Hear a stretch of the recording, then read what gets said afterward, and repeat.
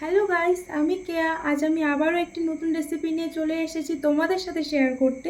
তো চলো বেশি দেরি না করে দেখে নেওয়া যাক আজ আমি কি বানাচ্ছি। এখানে প্রথমে আমি একটা প্যান বসিয়ে ভালো মতো গরম করে নিয়েছি। তারপর আমি এখানে কিছুটা পরিমাণে তেল অ্যাড করলাম। অ্যাড করার পর দুটো পেঁয়াজ আর কয়েকটা কাঁচা লঙ্কা কেটে রেখেছিলাম, সেটা আমি গরম তেলে দিয়ে দিলাম। এরপর আমি কিছুক্ষণ নেড়ে চেড়ে সামান্য পরিমাণে লবণ অ্যাড করে দেব। লবণ দিয়ে একটু ভেজে নিয়ে কেটে রাখা বেগুন দিয়ে দেব। এরপর আমি সামান্য পরিমাণে হলুদ দিয়ে দেব। হলুদ দিয়ে মিনিট 5 আমি ঢেকে ঢেকে বেগুনটা ভেজে নেব। আমি এখানে বেগুনটা পুরো সেদ্ধ করিনি, হালকা কাঁচা কাঁচা রেখেছি। তারপর আমি মাছের ডিম অ্যাড করব। মাছের ডিমটা দিয়ে আমি মিনিমাম 10 মিনিটের মতো ঢেকে ঢেকে ভেজে নিয়েছি। এরপরে গিয়ে তোমাদের যখন মনে হবে বেগুনটা সেদ্ধ হয়ে গেছে আর ডিমটা ভাজা হয়ে গেছে, সেই সময় তোমরা কাঁচা জিরের গুঁড়ো দিয়ে নামিয়ে নেবে।